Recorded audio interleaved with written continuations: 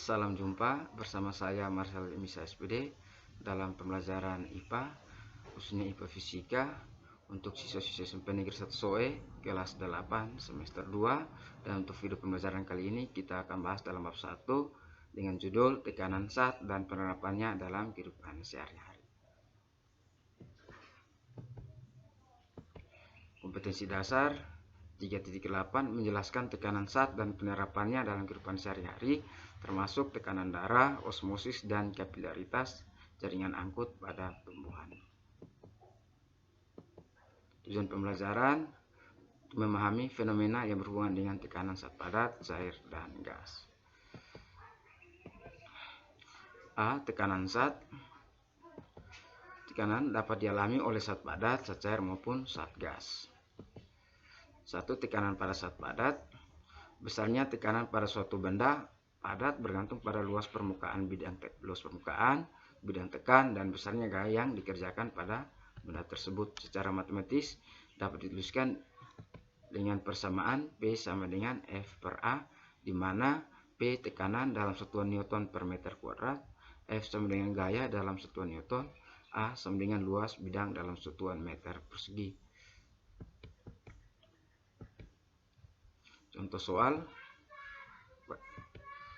pada gambar kita perhatikan, bila berat balok 60 Newton, maka tentukanlah besar tekanan yang diberikan balok terhadap lantai.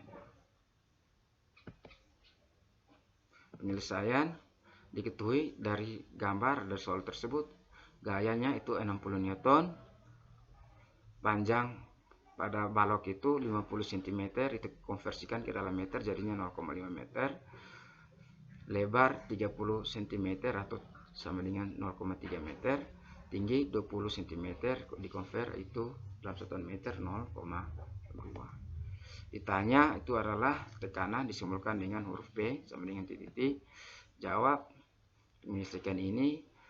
Yang pertama kita tentukan dulu luas balok, yaitu luas sama dengan panjang kali lebar, atau A sama dengan P kali L sama dengan 0,5 meter kali 0,3 meter sama dengan 0,15 meter persegi. Setelah kita mendapatkan luas, di situ kita masukkan ke dalam persamaan P sama dengan F per A. Itu F nilainya adalah 60, A nilainya 0,15, sehingga 60 dibagi dengan 0,15 hasilnya adalah 400 Newton per meter persegi. Jadi besar tekanan yang diberikan balok terhadap lantai tersebut adalah 400 Newton per meter kuadrat. 2. Tekanan pada benda cair. A. Bejana berhubungan. Hukum bejana berhubungan berbunyi, bila bejana berhubungan diisi zat cair yang sama dalam keadaan setimbang, zat cair dalam bejana-bejana itu terletak pada satu bidang datar. Hukum bejana berhubungan tidak berlaku apabila yang pertama, tekanan di atas bejana tidak sama, misalnya salah satu bejana tertutup. Yang kedua, diisi 2 macam atau lebih zat cair. 3. Digoyang-goyangkan. 4. Salah satu bejana pipa kapiler.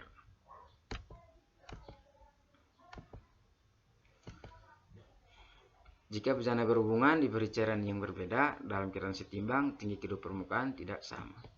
Tampak pada gambar.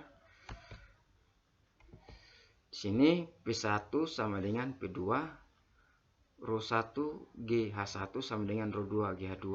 Karena besarnya sama, maka ρ1 H1 sama dengan ρ2 H2. Keterangan, ρ1 massa jenis pada pipa 1 dalam satuan kilogram per meter kubik, ρ2 sama dengan massa jenis pada pipa 2 dalam satuan kilogram per meter kubik, H1 sama dengan tinggi zat cair pada pipa 1 dalam satuan meter, H2 tinggi zat cair pada pipa 2 dalam satuan meter. Untuk soal, raksa pada bejana berhubungan seperti pada gambar di bawah ini, mempunyai selisih permukaan 2 cm. Massa jenis 13,6 gram per cm kubik. Kaki sebelah kiri berisi zat cair yang tingginya 25 cm. Tentukanlah massa jenis zat cair tersebut. Gambarnya seperti gambar pada samping. Kita perhatikan yang pertama, penyelesaian. H1 diketahui H1 25 cm, Rho 2 sama dengan 13,6 gram per cm kubik. H2 sama dengan 2 cm. Ditanya Rho 1 sama dengan titik-titik. Jawab Rho 1 H1 sama dengan Rho 2 H2 sesuai dengan persamaan tadi ya. Jadi sini Rho 1 H1 tadi nilainya 25 kita masukkan. Rho 2 tadi nilainya 13,6 kita masukkan. H2 tadi itu adalah 2 kita masukkan. Jadi sini Rho 1 kali 25 sama dengan 13 kali 6 dapatnya 27,2. Jadi Rho 1 kali 25 sama dengan 27,2.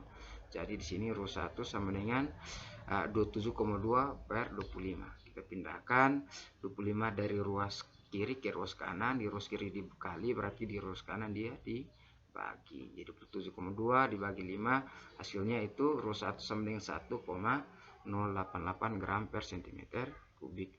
Jadi massa jenis zat cair tersebut adalah 1,088 gram per cm kubik.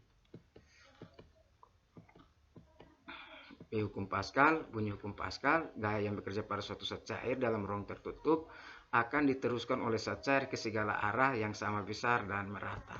Secara matematis, hukum Pascal dinyatakan dengan persamaan P1 sama dengan P2. P sama dengan F per A, sehingga di sini P1 menjadi F1 per A1 sama dengan F2 per A2. Contoh gambar konsep hukum Pascal.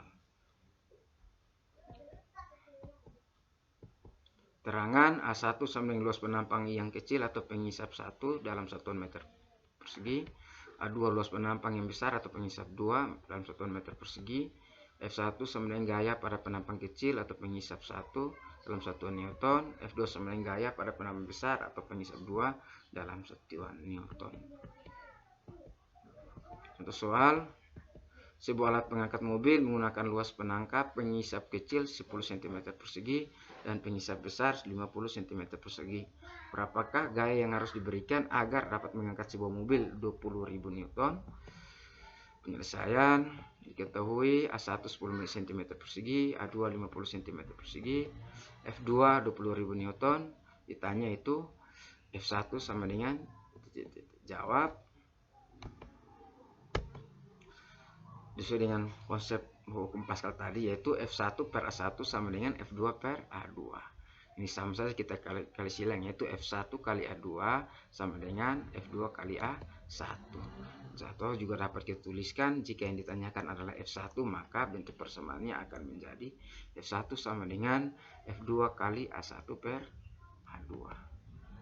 Jadi di sini kita dapat tuliskan, masukkan nilainya, yaitu F1 sama dengan 20.000 Newton kali 10 cm persegi kali 50 cm persegi sama dengan 4.000 Newton.